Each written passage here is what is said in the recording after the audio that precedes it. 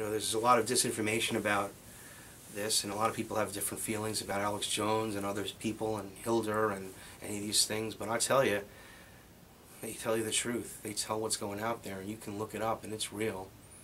I don't care if anyone thinks they have an agenda. I don't care what they deserve anything they get. They deserve all the esteem, praise that they can get, and they can make some money off of it. God bless them.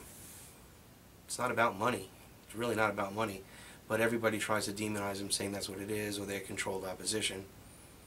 I personally don't buy that. But many people do.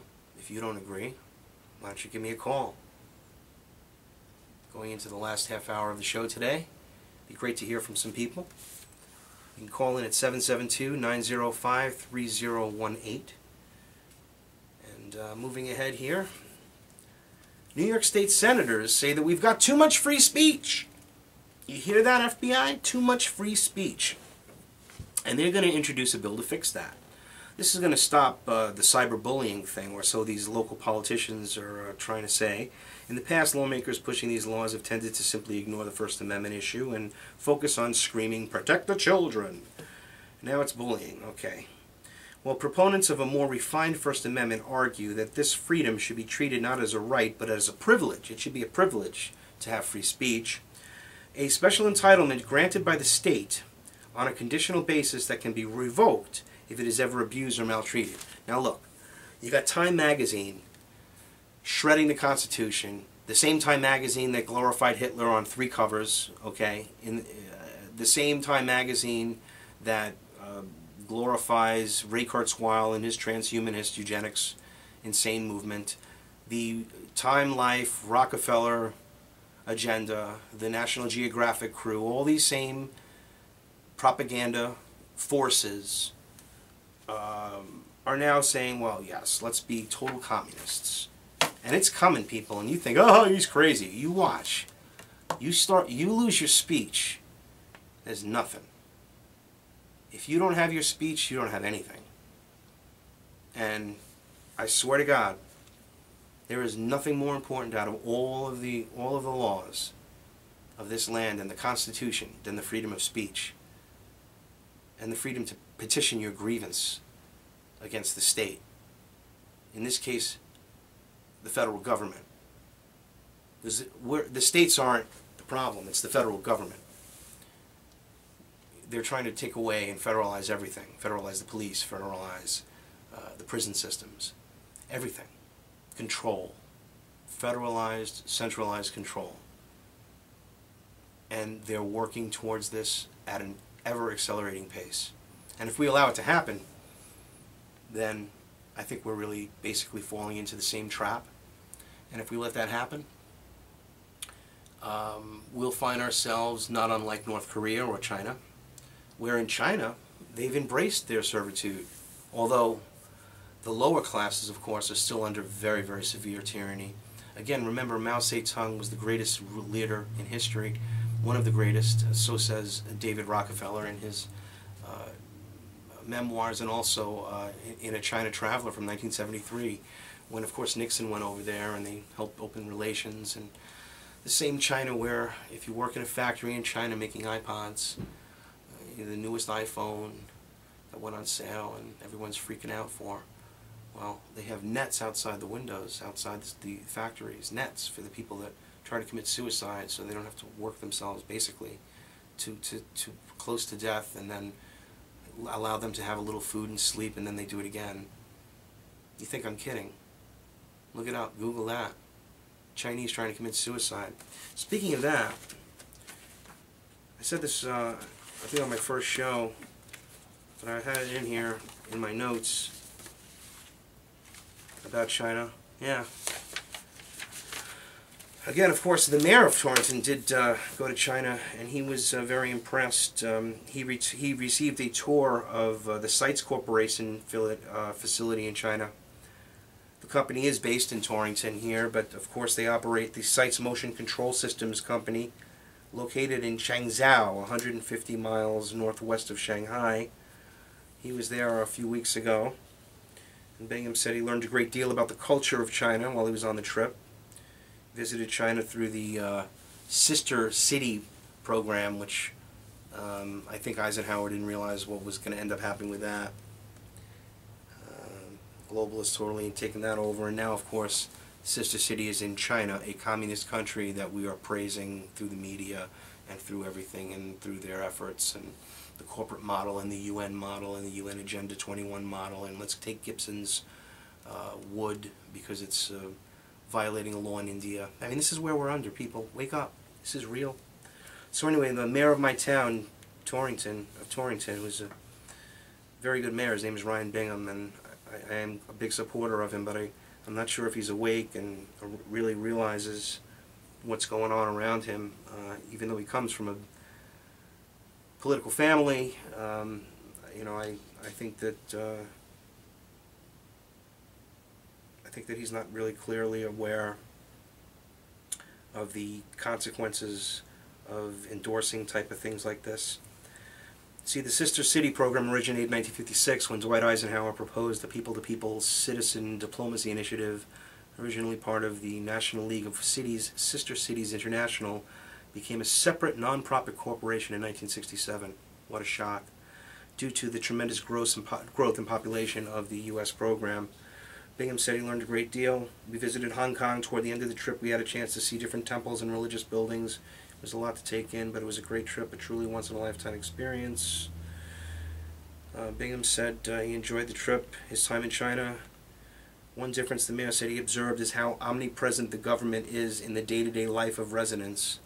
Well, listen, I'm sorry, Ryan, but don't you realize they're pretty closely into our lives here, the federal government? Not our local guys. I mean, we have the, you know, this is a great town, great city, and I'm very proud to be a Torrington resident, but my God, you know, of course the government is so involved in our lives, and they're growing. It's just like, just imagine it's just like you're moving, it's like if you're inching in a certain direction at a certain velocity, you're going to get to the same place. We're just lagging behind a little bit. That's what's going on.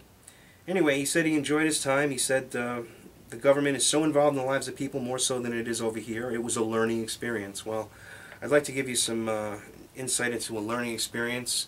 Ryan, research closely into the New World Order, the Rockefeller and Rothschilds, who probably have some of their tethers tied into Torrington. I know that they have some ties to Monsanto. I got kicked off the radio because of that. Yes, yes, yes. Right here in town. They didn't like me talking about Monsanto, calling them out as they were trying to push through the Food Safety and Modernization Act, which will make it illegal for you to grow vegetables and trade them in times of trouble or unrest or unspecified public national emergencies. So how far away from China are we really? I mean, how different is it really? People don't even have enough money to live. Even when you have a job, you usually have to supplement it. One family cannot make it in this devalued dollar economy. And this is what they planned. The women's lib movement started by the Rockefellers. It's all a fraud to enslave us through taxation. And then there's always more taxes, and they always need more taxes, and it always goes to the same global interests, the same offshore banks. Now, the Chinese workers, speaking of China, this is from the Independent UK. This is actually back from August. They're worried that machines are taking over Chinese manufacturing, and 420,000 people are worried about losing their jobs. The company employs 1.2 million people and has about 10,000 robots. So you bet your ass, they don't need us, folks. That is why we're having the eugenics. That is why they're killing us off. In a generation or two, there's going to be tremendous depopulation growth, and they already are saying it.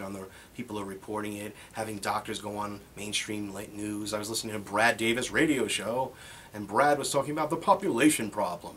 There's going to be 7 billion people in this world. Actually, he doesn't speak like that. I could never do Brad's voice. He does have a great one.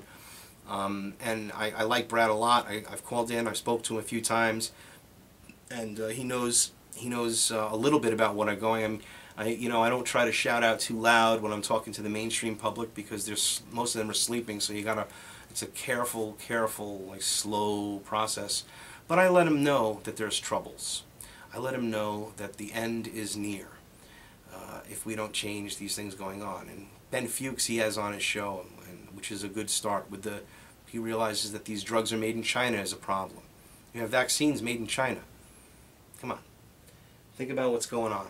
We've got some serious trouble here, and it's not going to get any better. It's going to get a lot worse before it gets better. I'm calling out to my friends out there in the truth community, to We Are Change. We certainly have made an impact. The federal government is now recording all of our internet radio. They're now getting further into our lives, calling us potential terrorists through the MIAC report. And I guess considering those are accomplishments, I wouldn't call them failures, that we lose sites and we have to fight again.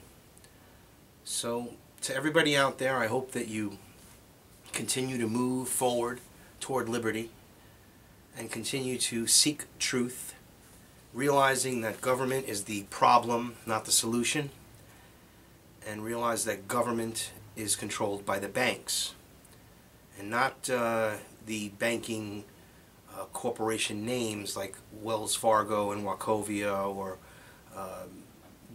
Bank of America or Chase or JP Morgan, any of these. It's the owners who are pulling the strings, setting the protocol, what we want to buy and what we want to eat. They give us the visions. They give us the